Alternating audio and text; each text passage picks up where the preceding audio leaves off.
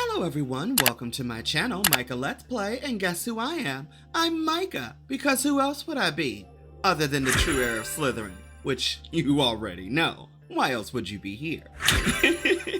Hey guys, okay, this is gonna be a Hogwarts Legacy video. There's been a lot of information on Hogwarts Legacy that has dropped recently, and in this video, we're gonna talk a little bit about it. We're gonna talk a little bit about the teachers. I did a trailer reaction to the voice actor, Simon Pegg, or actors, and I did a trailer reaction for the new cinematic trailer also, and those links will be in the video description. And in this video, I'm gonna take a deeper dive into the cinematic trailer and some things I might have been able to unearth. So I'm super excited. So this is gonna be a little bit of a lengthy video, so grab a drink, get a snack, and we're gonna dive into this. And I'm pretty sure you're noticing on my screen right now Mr. George Osric. I can say words. Anywho, so why are we starting on George Osric? Well, I'll tell you. George is vital to what I might have been able to unearth with his backstory, Professor Fig's backstory, and Fig's wife, Miss Miriam. So let's dive into this, okay? So let's get started. So clearly this dude is a Hufflepuff. We love our Hufflepuffs. I'm not rocking yellow today for Hufflepuffs. It just is just what was clean, and it's just, what I'm wearing. But I love all my Hufflepuffs.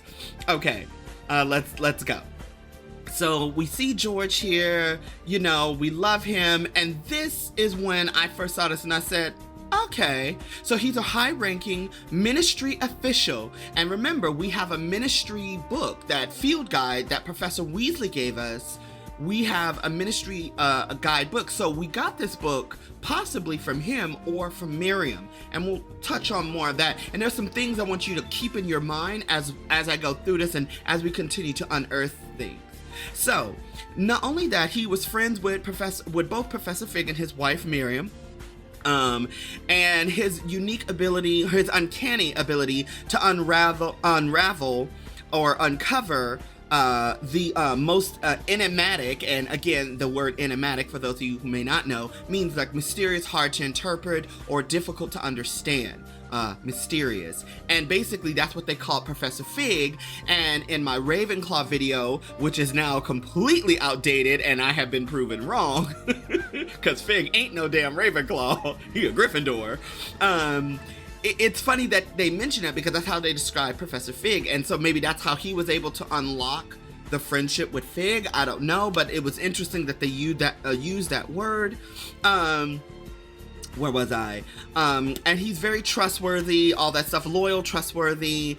And so what happened earlier is that Miriam enlisted him to help her solve to solve a puzzle. What turns out is that she died before it could be solved, and George realized he bit off more than he could chew, which it says here, and so the player character, which is us, he needs our help to unravel this mystery, whatever it is she uncovered. So a lot of people might have been speculating that Fig's wife might have been a ministry person.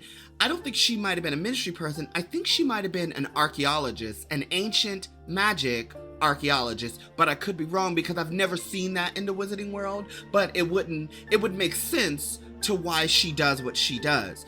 So this is George. Okay, so now let's move forward a bit. Now, the enigmatic Professor Aziar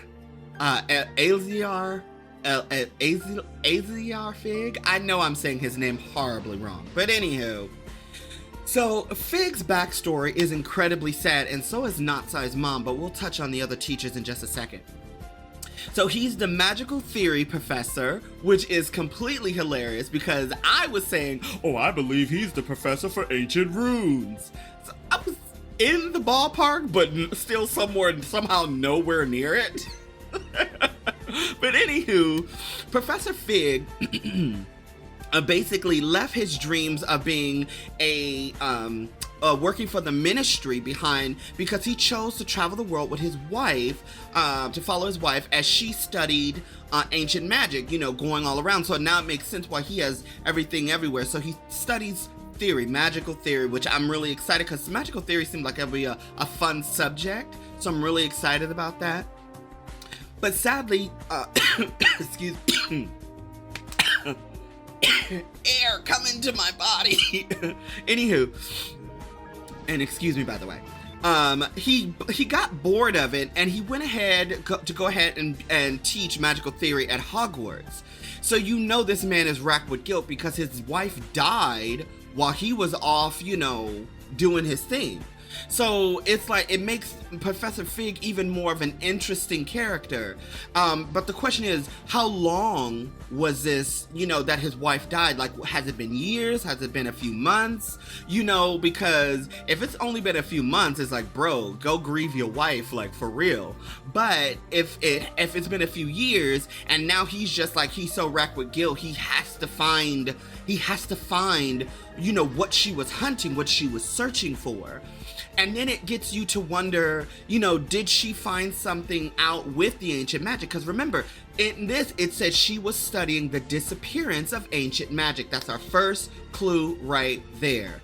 Now, if you remember way back when they did the behind the scenes, they talked about, and we all know, Hogwarts is a stronghold of ancient magic, and it is disappearing. So, is Hogwarts in literal danger? More so than before? Not someone taking over Hogwarts, but literally, Hogwarts is in danger. In short, Whippy, help me out here. You in danger, girl.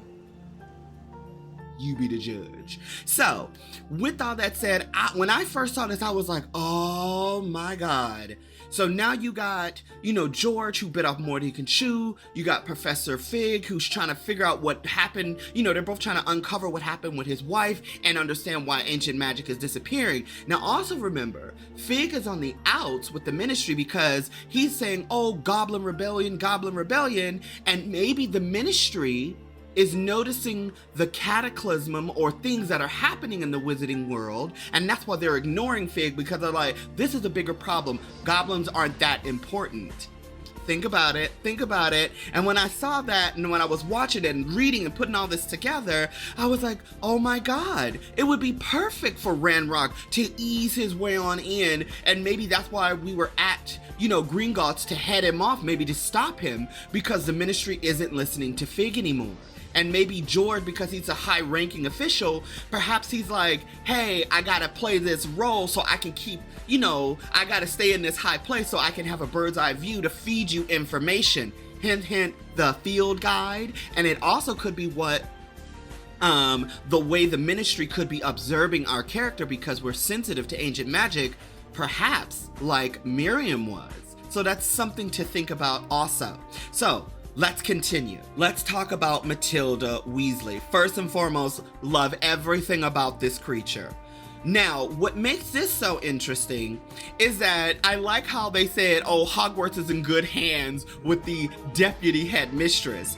Basically, because we already know that Professor Black, Nigellus Black, he ain't doing nothing. He just trying to look pretty with his surgically manicured beard, which I love.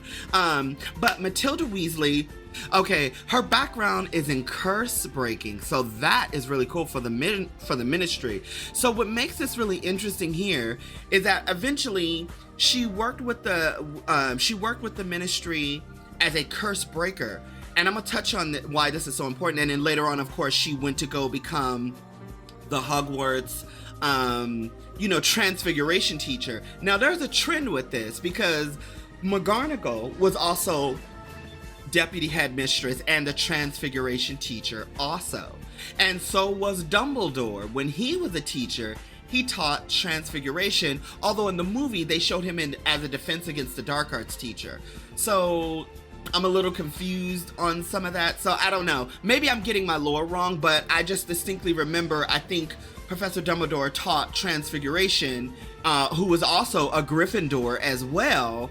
and eventually became the headmaster of Hogwarts. Is that basically like a roadblock? Like, you must learn to teach Transfiguration before you become the headmaster, or maybe you bounce around between subjects before you become the headmaster?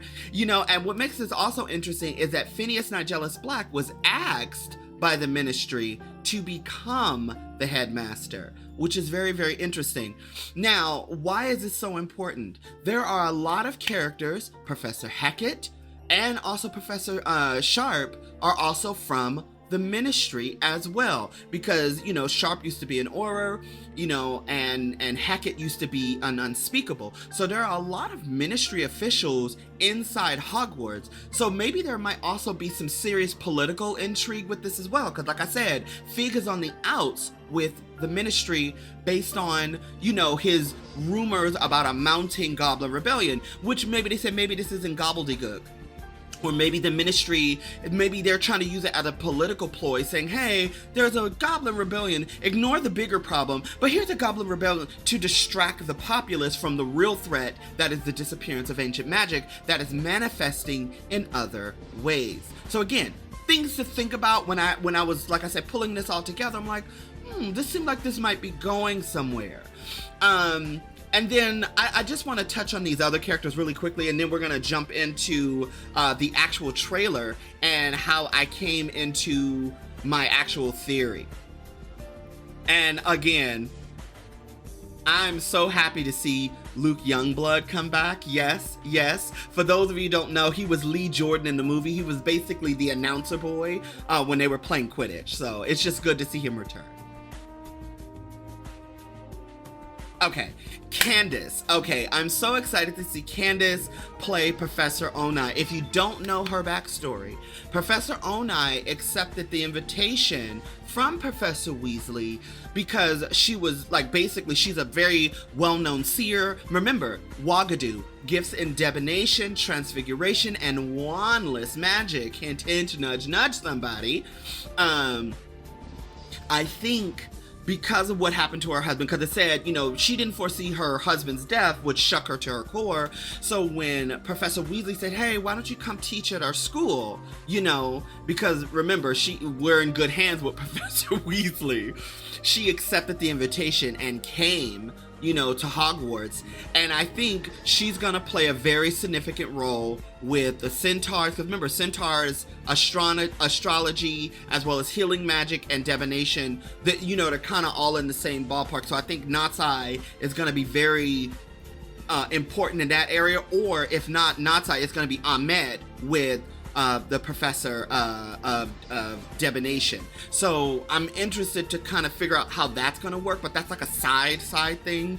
You know, when I saw it, I was like, it got me more interested in the companion quests, which I'm really looking forward to in the game.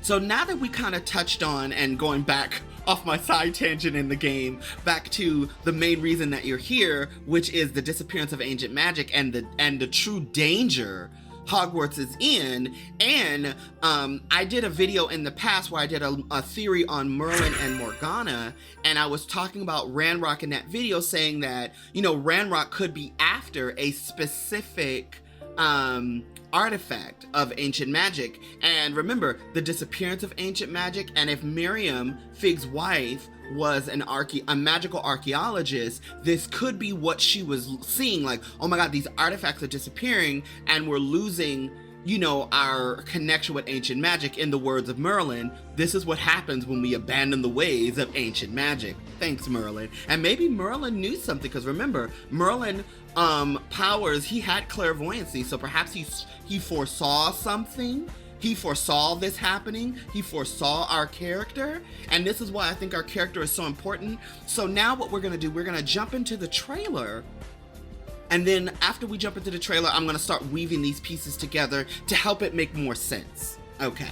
And also the Autodesk presentation as well. As you can see, I got a lot of tabs open. So let's jump into this. Let's full screen this. I'm going to mute this. and we are gonna jump into this trailer right here. So as this begins to open, you see this owl, and right here you see this woman say, "Find them." Now when I initially saw this, I thought this was Professor Weasley, but her voice kind of sounds like Weasley. But you know who she also kind of sounds like? Do y'all remember the the Haunted Hogmeade trailer where Madam Mason, where she was, and Madam Mason had a hat like that and those kind of sleeves, and her voice kind of sounds like Madam Mason, you know? So when you see this scene here, you saw that, and then look at those sleeves. That looks very much like Madam Mason's sleeve, or this could be Professor Weasley. We really don't know because we can't really see because she's slightly obscured. And she's tying it to this horned owl. I think that's a horned owl, to their foot. And I'm like, huh, interesting. Because if this is not Professor Weasley and it is Madam Mason, why would Madam Mason be at Hogwarts trying to give a message to the student, right? So again, this is what got me thinking, okay, perhaps there's a lot more going on here than we realize. So let's continue. So we see all this, oh yes, find them, and the owl's like, whatever, you know, I'm off on a life-daring adventure, and I just love this scene here. But the next thing I want to focus on, but right here, I hope you guys notice that this is Hector Weasley. Thank you, Expecto Go, for revealing that trade secret. This is the lovely Notzioni, and the boy standing across from them is a Gryffindor, and this is who I like to call Marketing Weasley. Now, Marketing Weasley is the boy you saw in the marketing material and in the original State of Play showcase. He is the Weasley you see on the opposite side of the main character, and in the Simon Pegg video, you actually see him get up from the table. You see Notzi, you see Nellie, and a few other students get up and they're walking out of the main hall after Professor Black shoos them off. So when I saw this, I was like, oh, so again, Professor Weasley, Hector Weasley, this other Weasley, and then it might be another Weasley. Remember when Sebastian shot that magic and the Weasley boy almost got crushed by that the black dragon skull that Heck had saved him from. So remember, they said you might see a Weasley or two, but they forgot to add 3, 4, 5, 6, and 12. I'm just saying, them Weasleys is everywhere. So perhaps they may play another story. I mean, they may not be as heavy, like significant as like Notzi, Sebastian, and Poppy, but they may play another important role within the storyline. So again, it just goes to show that the Weasley family has always been a group of Gryffindors. They're out there doing the daring do's. So I support this. Okay. And I love this right here because look, you see, it looks like she's doing Wingardium Leviosa, and I like that it's purple, staying in line with the magic spells. I think that's so cool. And then you see how she looked. You see nearly her head like the neck. Now this scene right here. Let's talk about it. One, they're in the Dada classroom, and you notice there are some familiar faces, and I like the fact that the faces of the students are familiar, so it's easy to recognize, oh, that's so-and-so and that's so-and-so. I thought that was really cool. But what I didn't notice in the initial, in my initial trailer reaction, because I was so excited, was Professor Hecat. She's standing right there with Professor Weasley, the unspeakable with the curse breaker. Very interesting. Why would they put these two women together? An unspeakable who used to dive into the, you know, into the House of Mysteries within the Ministry of Magic, and then you have a curse breaker working closely together. Perhaps there's more significance to this than most people realize. So let's continue. And then also, I like the children you see, because this looks like that's Poppy Sweeting right there. That could be Poppy Sweeting. And that looks like that could be Notzi right there. That's another boy that we've seen from past trailers. And same thing for this girl here and this girl here. But some of the children, if you notice, are not wearing actual robes. They're wearing like street clothes, or well, back in these days, it was common to wear a suit like every single day. That was the normal wear of, you know, of the time period. But some of these kids could either be prefects, or they could be like head boy, head girl, maybe. And then maybe over the years, they decided, hey, you know, everyone wears a robe. You know, it could have been a privilege thing, who knows. But I thought that was really interesting that the Defense Against the Dark Art teacher and the deputy headmistress with their past ministry work are in this scene together. And then also what Professor Weasley said, we don't know what magic caused this. And remember, Hogwarts is in danger, the disappearance of ancient magic. Hogwarts is a stronghold of ancient magic. Will continue with this, but I really like this here. I thought this was a heavy story point that I think a lot of people really need to hone in on, because they're telling us some story bits, even though it may not seem like it's like a 1-minute trailer and most people are just excited and may be missing some key information. There might be things I'm still missing with this as well. So let's continue. So after we see this, we see nighttime, and this owl was on a mission, honey. It's like Mission Impossible Owl Edition, okay? And then also the kids here were also similar faces as well. And then this part right here, where you see Highwing, or as I like to say, not Buckbeak, right here with the poacher, and they do Avada Kedavra. Now, perhaps everyone is aware of our arrival. Remember, they said we're kind of like Harry Potter. We came into the school with everyone kind of knowing who we are. Now, if people know who we are, the fact that we can actually choose our own name could be that, you know, maybe our chosen name is a cover name, like whatever name we make up as a cover name, but we have a literal family name that everybody knows. Who knows? But we'll touch on that when I get to that section of the video, because right here, I know they were just really trying to say, oh, look, the villains, they'll try to kill you. Remember, the people in this world will try to kill you no matter what. So they will throw Avada Kedavra at you with no hesitation, because remember, Ranrock and Rookwood are working together, and they could also know there's someone out there that has the power to stop us, and we must stop them at all costs. So seeing that owl after this event took place, they're looking for the person. So everybody might be aware of this, and Morgana might also be at the heart of this dark group of wizards. Or maybe not, who knows? We'll touch on it more as we continue going through this. You see all this, and then right here, those are muggles. Those are 2 muggles right there. Those are 2 dudes, and this, I believe, is an auror. This auror is protecting these muggles. Now, these muggles could be minors. You know, they could be minors because you see all this scaffolding around them. Because think about it, these men don't have wands. Now, why would these 2 men who are in the magical world not have wands? You know, so clearly these must be muggles, and this may be a prelude to what we can do in the game. We may be able to help muggles, maybe exposing ourselves, you know, the exposure of the wizarding world, and maybe we might be able to help them. You know, maybe this is why, you know, all these different ministry officials are around, the ministry guide, we have it. You know, again, I'm not really sure, but that's something when I saw, again, side tangent, when I saw it, I'm like, that's interesting. We might run into other aurors in the world outside of Hogwarts. So, and then you see all the mountains and stuff, so that's why I'm thinking about that. And of course you see this black dragon.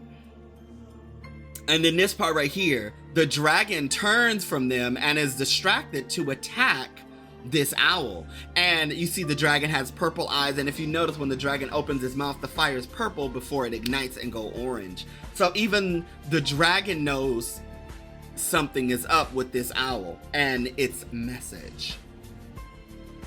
So we see all that there, yay! And if you notice, this is actually a snowy scene.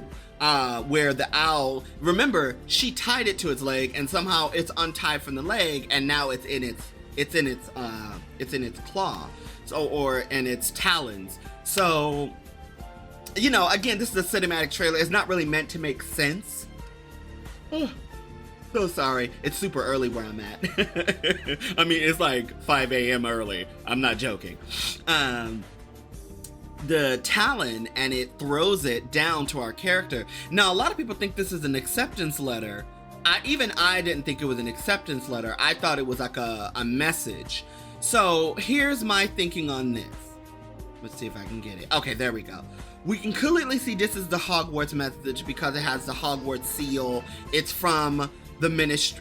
It's from the Owlry at Hogwarts. This is a letter. This is a summons. This is a message. This is not an acceptance letter because look at the time of the year. It's winter time. I believe that is not, I mean, most people say Big Ben because they associate the clock tower. Big Ben, I think, is the bell inside the clock tower. I forget what you actually call this, but for now, because I'm unfamiliar with the proper name of it, I'm gonna call it Big Ben, although Big Ben is technically the bell, not the clock tower. I hope that makes sense. But clearly, we're in London, which a lot of people are speculating that this could be a prelude to Diagon Alley. It could be. It could be. Someone even thinks, I'm trying to remember where, someone thought like maybe we'll have a cinematic opening, like we'll be able to, you know, the opening will be more than just a cinematic cutscene. It'll be something we can actually interact with. So hopefully that is true as well. But why is this little note so important? One, because her reaction was more of like a, you know, like I got in or I've been summoned, you know, because that's what this looks like. It looks like it's a summons letter, like we need you to come here. So now we're going to start diving into my theory. Okay. What I was thinking is that maybe this person is aware, like I said, we are aware of the wizarding world. Perhaps we were put in seclusion and told to stay away, you know, and maybe people are in on this. Other people outside of us are in on this. All they know is that we're sensitive to ancient magic and they don't understand why or what for, but somehow we are. And if we are a squib, you know, we're a squib, and whatever happens, because remember, Professor Weasley said we don't know what magic caused this. So some type of magical cataclysm or event happened that got the children nervous, that they were looking to their leaders for guidance and you know what to do next. And it turns out that was it. This, whatever happened with us, whatever we survived, maybe a werewolf attack, maybe not, maybe something else, triggers this event. Now, what else will I want to talk about, or the other thing I want to touch on while that's still hanging in your mind, is the Autodesk presentation. So let's go here. I think this is it. Yes, Autodesk presentation. Now, if you guys remember this scene here, you look how Professor Weasley in her original outfit and us, the Avatar, are looking at Hogwarts. Hogwarts is shaking. Now remember, Hogwarts shakes, the disappearance of ancient magic. Could this mean that Hogwarts is dying? Because ancient magic is being siphoned away from the magicking world. Hogwarts is a stronghold of ancient magic, and because it's being taken away, because it's disappearing, Hogwarts is dying. And it is up to us to ensure the legacy of Hogwarts, that Hogwarts lives or is forever changed by our decision. So then it starts the question, is this story truly canon or something else? But anywho, you know, the huge, okay, here you see how Hogwarts is shaking, and then she gives him the field guide. So again, he's like, what's this? And she's like, oh, it's your field guide when you're in the field doing magic shit, and this is what happens. So again, Hogwarts is shaking. Hogwarts is reacting to whatever is taking place. Now, if you guys remember, when we were doing the combat system in the second showcase, you see the blue magical ball fall out. Now remember, that's a narrative reason, because our character can see magic. We can see, sense, and manipulate and possibly wield ancient magic. So remember, when we're fighting and we're absorbing this magic and we can use it to channel it, here's my thinking.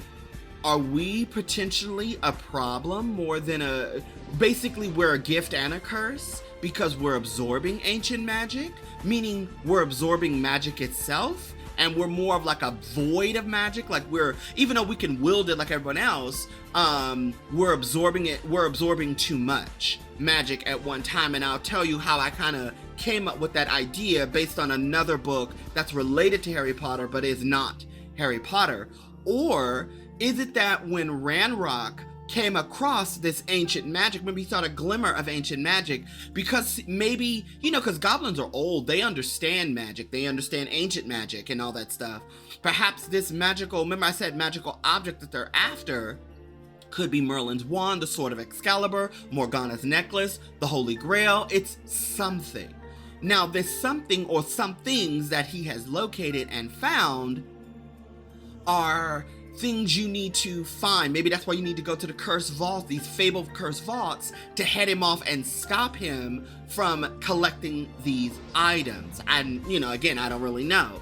But what if, and I said this in my other video, my Merlin and Morgana video, that because Ranrock possibly didn't understand something, he caused a corruption magic that's what happens to the ancient magic. It becomes corrupt, and it affects the goblins and the animals and the other things in the world, other magical things within the world. So remember, you kind of see where I'm going with all this. Like, ancient magic is disappearing, this corruption magic is appearing, Hogwarts is shaking, the literal, Hogwarts itself is in danger. Perhaps that could be the reason. Either it's us or Ranrock, because Ranrock doesn't understand something, or because of his haste in wanting to destroy wizard kind, he's accidentally, or he's purposefully, stripping Hogwarts of its own magic and killing it in the process. So, now, with that in your mind, I want you guys to also hear this section here, because this is in the original, this is in the first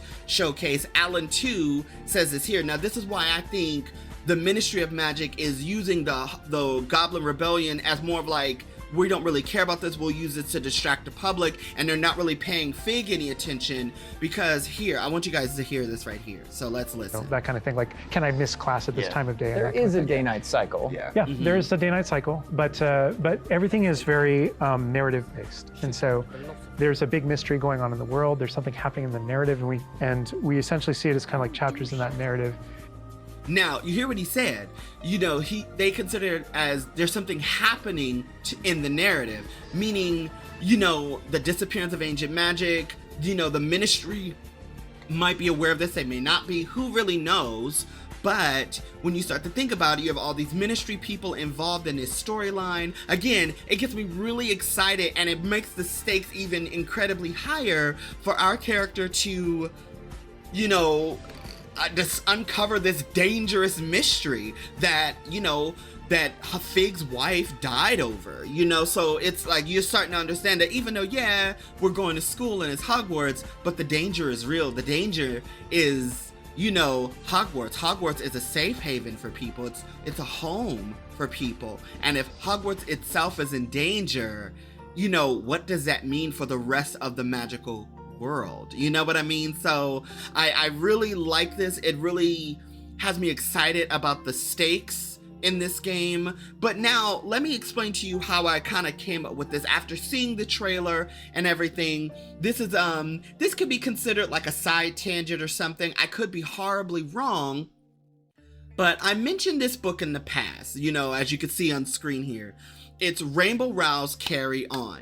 If you've never read this book, spoilers ahead, because I am going to talk about the first book. The book series is absolutely amazing. It's a 3-part book series. I'm hoping we get a 4th book. If you don't know who Rainbow Rowell is, you might have read Fangirl, which is where Carry On kind of comes from. Where Carry On comes from. And she also wrote The Runaways, which is so good. This woman's writing is next level. Anywho, in this book, Carry On, Simon Snow, that's this boy right here, this handsome devil right here, he is one of the most powerful magicians in the world. Like, he is literally, hands down, the most powerful magician. I'm not going to get into the mechanics of their magic, but basically words, literal words and language is the source of magic. Simon can override that and do things no magician can do. Here's the problem. Because of his magic, he uses so much magic at one time, he rips holes in the magical atmosphere, basically destroying magic itself and robbing people of their ability to do magic. And in the story, you uncover this And it's really interesting to how this story is told. So with that in mind, and the disappearance of ancient magic, and again, our character can absorb and see magic, maybe our character is the catalyst. Maybe our character is the problem. You know what I'm saying? Because remember, maybe our character was never trained in magic, therefore they are a problem with the magical firmament. I hope that is making sense to you. When I first saw this, I was like, oh, this could spell doom and gloom for us all. If it's not that, and it is just Ranrock trying to collect these magical items, and these magical items are what's destroying ancient magic, or, stealing it away, it goes back to his armor, that armor you saw him wearing, because he blocked that blast Wonder Woman style from Fig. So, is that a part of it? So that's why I'm thinking the artifact might be of goblin make, because remember, goblins believe if they make it, it's theirs. It's not the person who bought it, it's the person who made it. That object belongs to them. So maybe this object is in Ranrock's family line, and maybe he's like, again, he's trying to get it back, and also he wants to destroy wizard kind because of how wizards treat non-wizarding kind, magical beasts or magical creatures. So, I again, seeing all this stuff, I'm just like, oh my God, the story has so many interesting moving parts. Now, if I'm just wrong about this, I'm just wrong about this. But what I want to know is, what do you guys think about this? Do you think I'm right about the things I'm talking about? Do you think, our character is the catalyst that's causing the corruption magic and affecting the magical beasts and goblins? Or is it Ranrock? Because he's destroying magic, it's causing corruption magic in the magical world, and again, affecting the goblins and the animals. Do you think I'm right about Professor Hackett and Weasley working together to observe and watch us? Do you think I'm right about Madame Mason, somehow being more heavily involved than just her shop?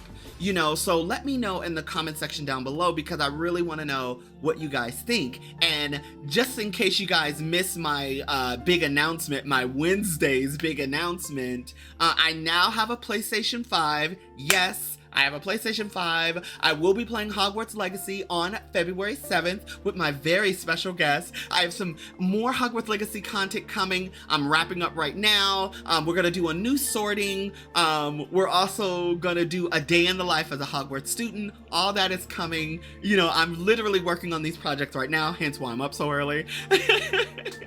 So stay tuned. Lots of Hogwarts Legacy goodness is coming your way, and very, very soon. But with all that said, guys, thank you so much for watching. If you enjoyed this content, be sure to like this video, subscribe to my channel, hit the notification bells, and I will see you on the flip side. Remember, like I said before, live, think, dream big. You know the drill. And for now, my mischief has been managed. Bye!